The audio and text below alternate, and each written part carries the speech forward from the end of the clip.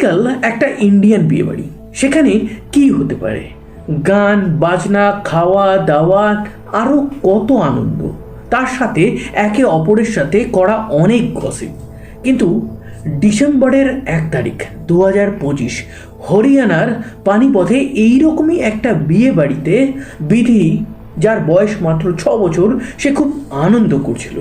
সে চাইছিল সেদিন তার কাকার বিয়েতে তার কাকার সাথে যাবে, কিন্তু কাকার যে বিয়ের গাড়ি আছে সেটা আগে চলে যায়।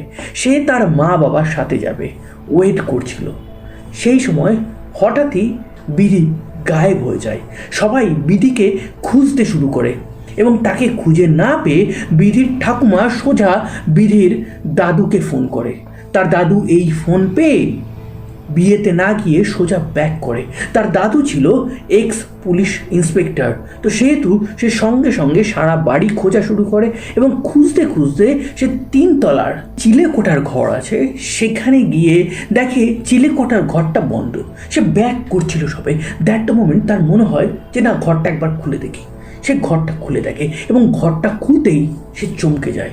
সে দেখে যে ওই ঘরের মধ্যে বেবিদের স্নান করার জন্য যে প্লাস্টিকের বাথটব থাকে না, সেই বাথটবের মধ্যে জলের মধ্যে উল্টো হয়ে পড়ে আছে বিধি। আর দাদু সঙ্গে সঙ্গে তাকে চেক করে এবং চেক করে বুঝতে পারে বিধির মৃত্যু হয়ে গেছে। কিন্তু বিধির সাথে এই ঘটনাটা কে ঘটালো? ওই বিয়ে বাড়িতে। ওই বিয়ে বাড়িতে যতজন আছে তার মধ্যে এমন একজন আছে যে মানুষ রূপে শয়তান। ওই পরিবারের কি এমন হলো যে লাস্ট 2 বছরে প্রত্যেক একাদশী, নয়তো একাদশীর আগে অথবা পরে ফ্যামিলির কারোর না কারোর এইভাবে রহস্য মৃত্যু হয়। 2023-এর জানুয়ারির 23 তারিখ, সেদিন বাড়িতে কেউ নেই, আছে মাত্র শুধু ইশিকা আর শুভম। ইশিকার বয়স হচ্ছে 6 বছর আর শুভমের বয়স হচ্ছে মাত্র 4 বছর। শুভমের মা পুনাম, যে কিনা ইশিকার কাকি হয়, সে সেই সময় ওই বাড়িতে ছিল। তারা দুজন যখন খেলাধুলা করছিল তাদের ভিডিও পুনাম বানায়, কিন্তু পুনামের হঠাৎই ঘুম পেয়ে যায়। সে ঘুমিয়ে পড়ে অ্যান্ড ঘুম থেকে উঠে সে ইশিকা আর শুভমকে কোথাও দেখতে পায় না। দ্যাট দ্য মোমেন্ট সে সারা বাড়ি খুঁজতে থাকে এবং সেই সময় খুঁজতে খুঁজতে সে তাদের বাড়ির গরুর গোয়ালের কাছে আসে এবং সেই গরুর জল পান করার জন্য যে চৌবাচ্চা থাকে তাতে কিছু ভাসতে থাকে। সে সঙ্গে সঙ্গে চিৎকার চেঁচামেচি করতে থাকে। প্রতিবেশীরা চলে আসে, এসে দেখে যে চৌবাচ্চাতে ডুবে আছে ইশিকা এবং শুভম। পুনাম প্রচণ্ড কান্নাকাটি করতে থাকে। পুনামকে জিজ্ঞাসা করা হয় এদের সাথে কি হয়েছিল, এরা এখানে কি করে এলো। পুনাম বলে যে এরা তো খেলছিল, আমার হঠাৎ ঘুম পেয়ে যায়, আমি ঘুমিয়ে পড়ি, দেন উঠে এই অবস্থা দেখি। সবাই বুঝতে পারে তারা খেলতে খেলতে কোনোভাবে এই চৌবাচ্চার মধ্যে পড়ে গেছিল, এই কারণে তাদের মৃত্যু হয়ে গেছে, তাও এটা অ্যাক্সিডেন্টালি।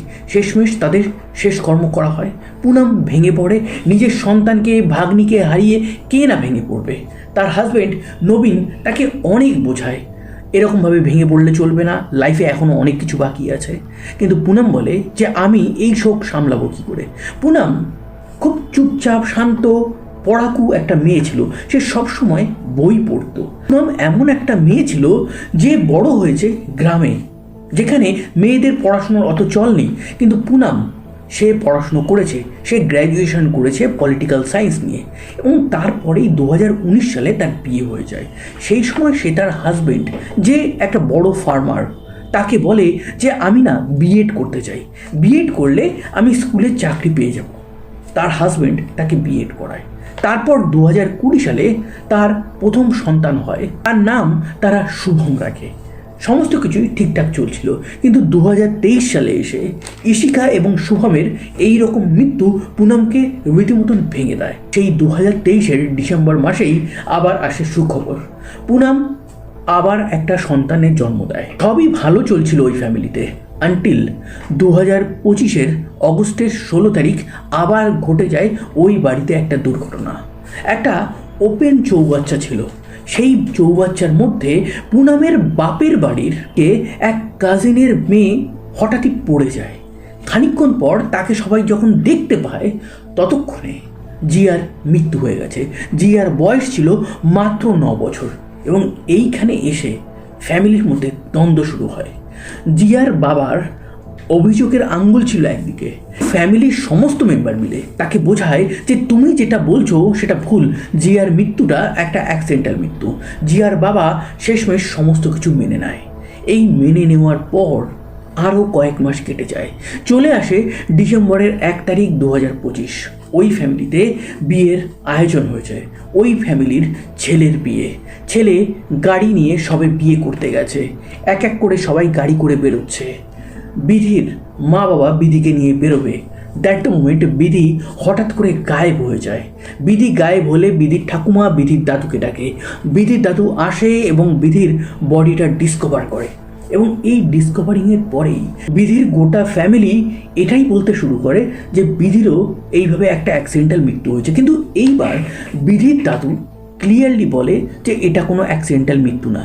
সে যেহেতু একসময় পুলিশ সাব ইন্সপেক্টর ছিল, তো সেহেতু সে পুলিশের চোখ দিয়ে দেখে এবং দেখে বুঝতে পারে যে যদি বিধির অ্যাক্সিডেন্টাল মৃত্যু হতো তাহলে চিলে কোঠার ঘরের দরজাটা লক কেন ছিল? তার মানে কেউ এই কর্মকাণ্ডটা ঘটিয়ে দরজাটা লক করে দিয়েছে। আর যে বেবি বাথটাবে তার মৃত্যু হয়েছে ডুবে, তাতে তো ডোবাই যাবে না, তাতে তো হাঁটু সমান জল, এবং সেই হাঁটু সমান জলে কেউ যদি তাকে জোর করে চুবিয়ে ধরে তবেই তার মৃত্যু হতে পারে। তো এই ক্ষেত্রে খুনি হয়তো সবার সামনেই আছে। পুলিশকে খবর দেওয়া হয়। পুলিশ যখন বিধির দাদুর কাছ থেকে পুরো ঘটনাটা শোনে তখন বুঝতে পারে যে খুনি এই বাড়িরই কেউ। সবাইকে জিজ্ঞাসাবাদ করতে থাকে। বিয়েতে কে কে এসেছিল সেই সমস্ত লিস্ট বানানো হয়। এইভাবে এক এক করে চেক করা হয়। এই সময় পুলিশ যখন তদন্ত করছে তখন পুলিশের কানে একটা গসিপিং আসে যে এই ফ্যামিলিতে বারবার এইরকমভাবে জলে ডুবে বেশ কয়েকটা মৃত্যু হয়েছে। এবার এই জিনিসটা পুলিশ শোনার পর তাদেরকে ডেকে জিজ্ঞাসা করে যে আপনাদের ফ্যামিলিতে জলে ডুবে মৃত্যু হয়েছে, তাও আবার যাদের বয়স খুব কম, কিন্তু কেন, কিভাবে, এগুলোর কি তদন্ত হয়েছিল? তখন বলা হয় যে অ্যাক্সিডেন্টাল মৃত্যু হয়েছিল। প্রথমে ইশিকা শুভমের, তারপর জিয়ার হয়েছিল, আর এখন বিধির হয়েছে, কিন্তু বিধিরটা যতদূর সম্ভব খুন। তো এই ক্ষেত্রে পুলিশ জিজ্ঞাসা করে আগের তিনটের কি তদন্ত হয়েছিল? তখন তারা বলে না। কিন্তু এখানে কারোর উপর কোনো সন্দেহ ছিল? তো ফ্যামিলির এক ব্যক্তি যে হচ্ছে জিয়ার বাবা, যে জিয়া 2025 অগস্টে মারা গেছিল জলে ডুবে, সে সোজা তার এক বোনের দিকে আঙ্গুল তোলে, যে বোনের নাম হচ্ছে পুনাম। এবার পুনামের দিকে আঙ্গুল তুলতেই পুনামকে যখন জিজ্ঞাসাবাদ করা হয় তখন পুনাম বলে 2023-এর 23শে জানুয়ারি আমি আমার নিজের সন্তানকে পর্যন্ত এইভাবেই হারাই। পুলিশ ভাবে যে সন্তান হারিয়েছে সে কি অন্যের সন্তানকে মারতে পারে? এখানে ব্যাপারটা খুব কমপ্লেক্স হয়ে যায়। এইবার ওই বাড়িতে আরও যখন তদন্ত করে পুলিশ তখন জানতে পারে যে যখন বিধির মৃত্যু হয়েছিল, বিধি যখন এক্স্যাক্টলি গায়েব হয়েছিল ঠিক সেই সময় নাগাদই পুনামকে আসতে দেখা গেছিল, এবং পুনামের যে ড্রেস ছিল সেটা ভিজে ছিল। পুনাম প্রথমে বিয়ে বাড়ি যাওয়ার জন্য একটু প্রিপেয়ার হয়ে গেছিল, তারপর হঠাৎই সে তার মুড চেঞ্জ করে বলে আমি বিয়ে বাড়ি যাব না। কিন্তু তারপরেই তাকে দেখা যায় ড্রেসে জল লেগেছে। তাকে জিজ্ঞাসা করা হয় কিভাবে লেগেছে, সে বলে জাস্ট লেগে গেছে চা বানাতে গিয়ে। আর একজনকে সে বলে যে আমি চা বানাতে গেছিলাম, চা খানিকটা ঢেলে পড়ে গেছিলো। এবার চা ঢেলে পড়ে গেলে আর জল ঢেলে পড়ে গেলে দুটো কাপড়ের উপর আলাদাভাবে এফেক্ট করবে, আলাদাভাবে দাগ করবে, যেটা আমরা সবাই জানি। তো এই ক্ষেত্রে পুলিশের সন্দেহ আবার গিয়ে বলে পুনামের উপর। পুনামকে তারা জিজ্ঞাসাবাদ করে।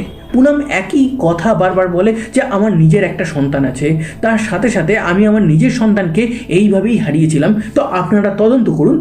পুলিশ তখন ভাবে যে ওই বাড়ির আশেপাশে যত সিসিটিভি আছে, যেটাতে ওই বাড়ির যে প্রাঙ্গণটা আছে, উঠোনটা আছে, সেটা দেখা যাচ্ছে, সেইগুলো চেক করা যাক। সেইগুলো চেক করতে গিয়ে তারা দেখে এ সময় ওই বাড়ি থেকে অনেকে বেরিয়ে গেছে বিয়ে বাড়ি যাওয়ার জন্য, কিন্তু বিধিরা ছিল। ঠিক সেই সময় বারবার পুনাম একবার বাইরে যাচ্ছে, ভিতরে আসছে, তার চোখে মুখে একটা আতঙ্কের ছাপ, সে যেন কিছু একটা করে ফেলেছে। তো এইটা দেখে না পুলিশের সন্দেহ হয়। পুলিশ এবার এই সিসিটিভি ফুটেজটা এই পুনামকে দেখায়। পুনাম চুপচাপ থাকে, দেন বলে যে এদেরকে মেরে আমার একটা অদ্ভুত খুশি হতো, আমার কোনো দুঃখ নেই, আমার কানে কানে এক আত্মা আমাকে এই সমস্ত কর্মকাণ্ড বলে যেত করতে। পুলিশ অবাক হয়ে যায়। পুলিশ বলে যে কি বলতো করতে? সে বলে বিধিকে আমিই মেরেছি। তখন পুলিশ অবাক হয়ে যায়। তারপর সে বলে যে আমি জিয়াকেও মেরেছি। পুলিশ আরও অবাক হয়ে যায়। তারপর সে বলে আমি ইশিকাকে মেরেছি।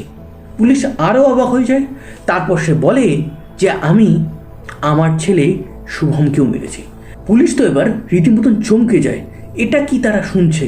এটা কি কখনো সম্ভব হতে পারে যে কোনো মা তার নিজের সন্তানকে এইভাবে কষ্টদায়ক মৃত্যু দিল? কিন্তু কেন? পুনমের কি কোনো পরকীয়া সম্পর্ক আছে? পুনম কি ওই ফ্যামিলিতে থাকতে চাইছে না? পুনমের আপব্রিঙ্গিংয়ে কোনো রকম কি কোনো প্রবলেম আছে, নাকি কোনো তন্ত্র মন্ত্রের কোনো খেলা চলছে? আর পুনম বলতে শুরু করে। সে বলে যে প্রথম থেকেই আমার পড়াশোনার উপর ঝোঁক ছিল। আমার হাজব্যান্ড খুব ভালো ছিল, সে আমাকে পড়াশুনো করিয়েছে, কিন্তু তারপরেও না মনের মধ্যে স্বস্তি ছিল না। এরপরে 2020 সালে আমার সন্তানের জন্ম হয়, এবং এই সন্তান জন্ম হওয়ার পরেই সবাই না একটা কথা আমাকে বারবার বলতো যে আমার ছেলে শুভম আমার মতন দেখতে হয়নি, সে দেখতে বাজে হয়েছে। এবং এই জিনিসটা শুনতে শুনতে না আমার প্রচণ্ড বিরক্ত লাগতো। আস্তে আস্তে অন্যান্য আত্মীয়দের সন্তানদের উপর আমার খুব হিংসা হতো, খুব রাগ হতো। আমি কোথাও না কোথাও এই রাগটাকে রিলিজ করতে পারছিলাম না। আমি এই ঘটনার নেক্সট পার্টে যাওয়ার আগে ছোট্ট একটা ঘটনা বলবো, যেটা আমার সাথে ঘটে গেছিলো এবং যেখানে আমার মা আমাকে খুব ভালো একটা সাইকোলজিক্যাল শিক্ষা দিয়েছিল। একবার স্কুল থেকে ফেরত যখন যাচ্ছি, মায়ের সাথেই যাচ্ছি, এক বন্ধুকে আমি হুট করে পাগল বলে ডাকি। সেই বন্ধু সেই পাগল ডাকটা শুনে আমার ডাক শোনে এবং হাসে। বাড়ি আসার পর আমার মা আমাকে খুব বকে এবং বলে যে তুমি কখনো কাউকে এইভাবে ডাকবে না। আমি তখন বলি কেন? তখন সে বলে যে আমরা গোটা স্কুল মিলে আমারই এক বান্ধবী যার নাম হচ্ছে নমিতা, তাকে খেপি বলে ডাকতাম।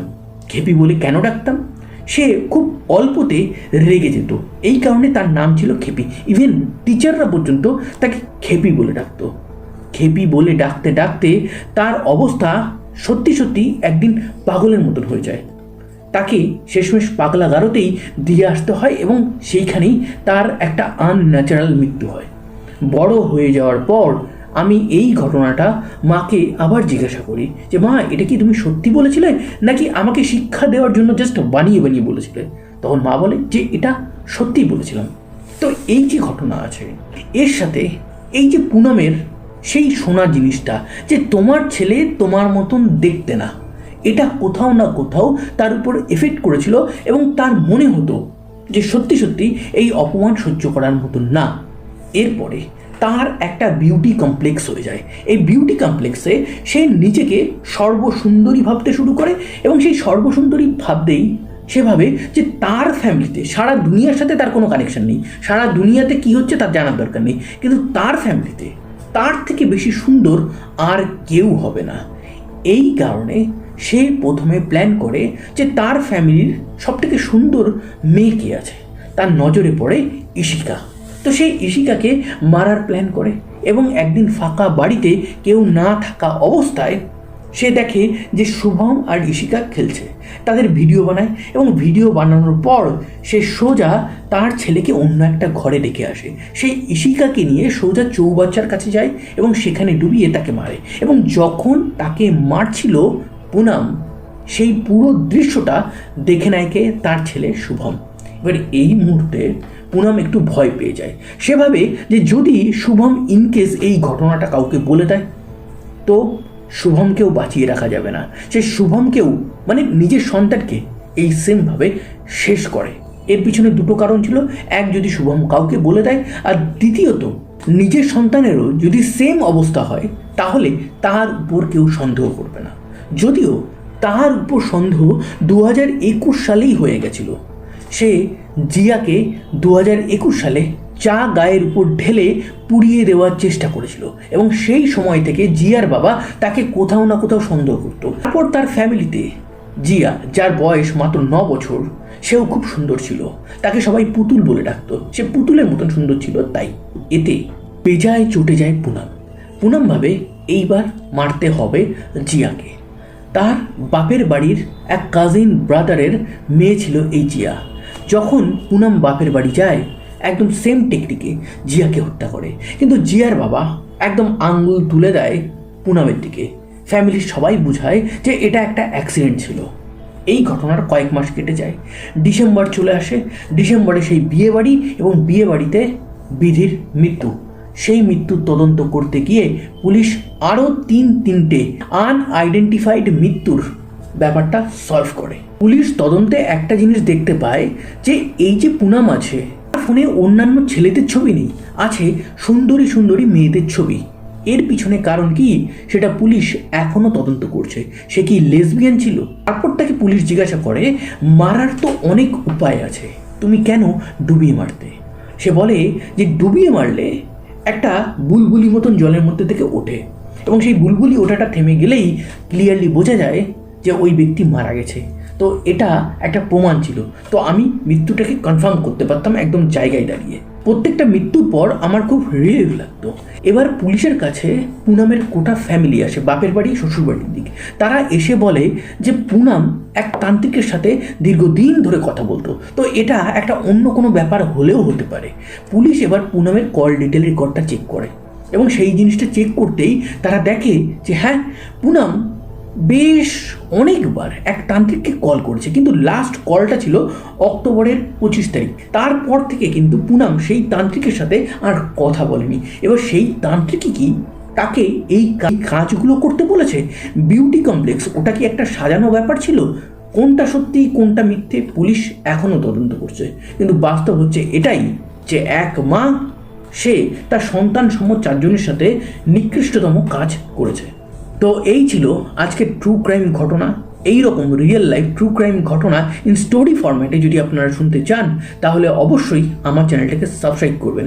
সাবধানে থাকবেন, সুস্থ থাকবেন, আনন্দে থাকবেন।